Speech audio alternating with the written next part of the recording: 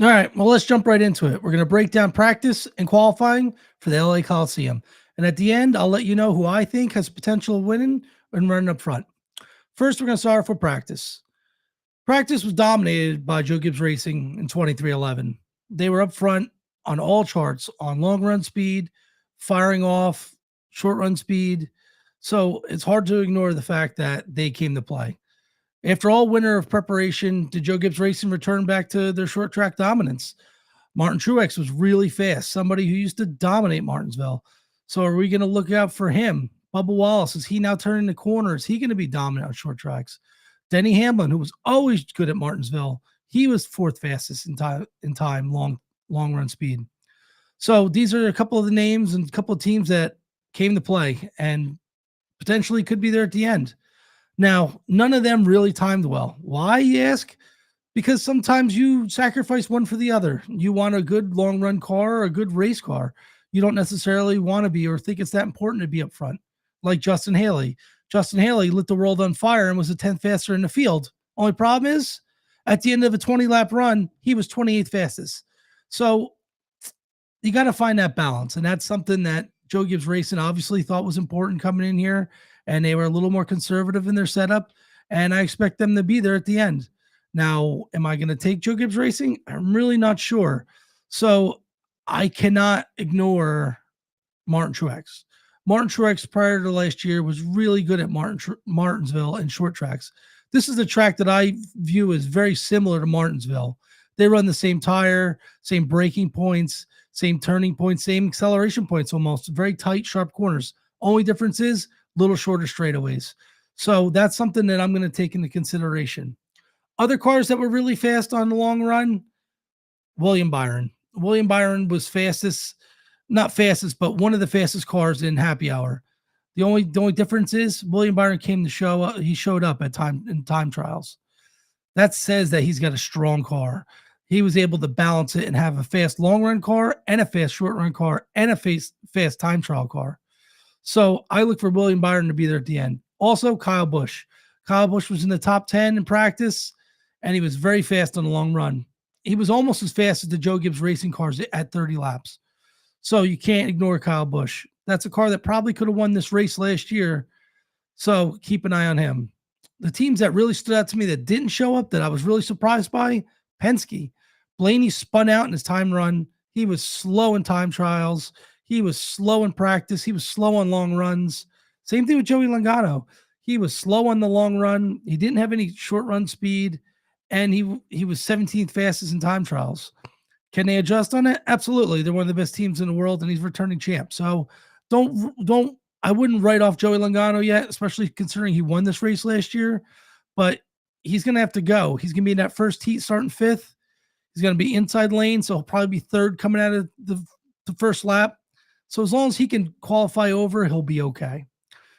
One thing about this race that's different than most is only 27 cars are going to start. So you don't want to take somebody and be one of the 10 cars that's left out, because nothing sucks more than having no action when the race is going green. So try to be conservative about who you pick, or maybe even wait to live bet it. Figure out who the 27 cars that are making it, and then pick one of them. So if you want to be in it, you got to kind of think a little differently than a normal race. Some cars that were pretty quick, that are long shots that I feel, Todd Gilliland was near the top 5 in practice. He had a pretty good time trial at 250 to 1. I think that could be fun. Throw $100 on him to win 250, or throw $2 to win 500 and get the same odds you're going to get for Kyle Busch for a guy that I think is going to be in the top 10 most of the day. I would really like to get him as a top 5, but they weren't offering it. But they do offer a top 3 at 50 to 1. I might go that route. Have a little fun at 50 to 1 for a top 3 on somebody that is notoriously pretty good at Martinsville. He won there in the trucks. I think he finished 11th there at Martinsville last year with this car. So is it far-fetched he can get top 3? No, absolutely not. He needs some breaks, and I think he could do it. Also, Micah McDowell at 250 to 1.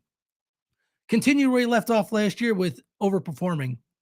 He was around the top 10, and I expect him to be around the top 10 all day today in the race. So as long as he can qualify over, these are cars that might surprise some people and be 10th to 5th. And if you can get them at 250 to 1, You might not win. Do I think they can win? Probably not. But if you want to have some fun with some long shots, then go with them. Just invest a little bit and have some fun.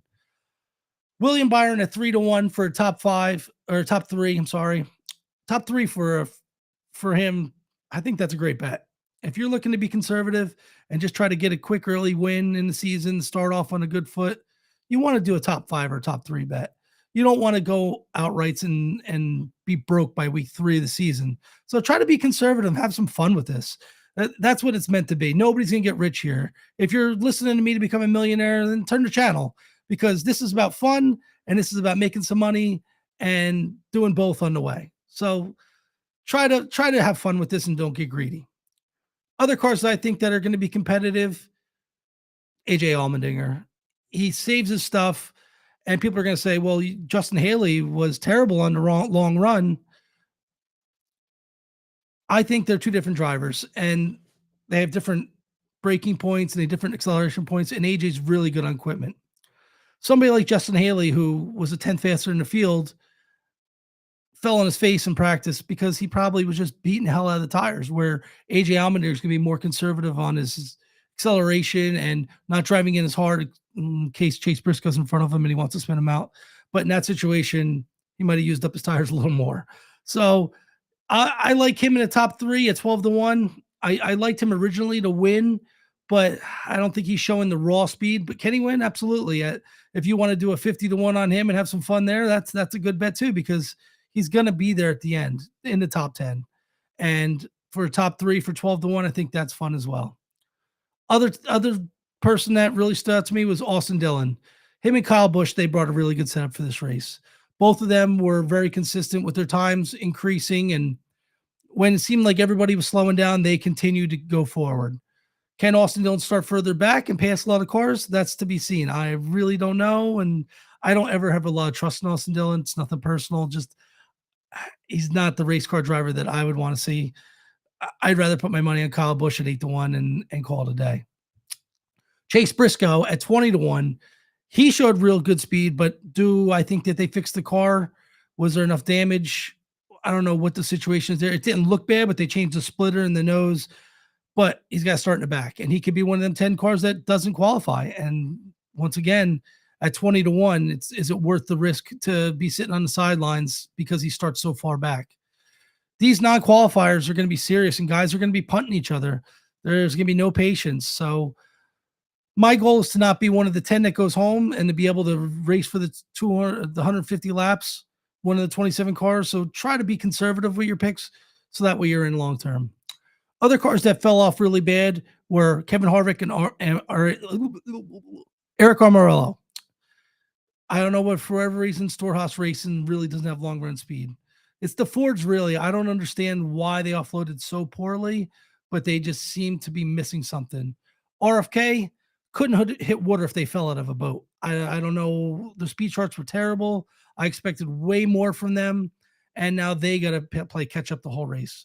Them two could potentially be going home with BJ McLeod. You know, I mean, their speed was terrible, and I expected better from them. They had the whole offseason to improve.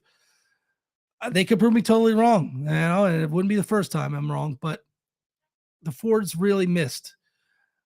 So I'm looking for Joe Gibbs Racing and RCR and Hendrick to really be in the mix tonight.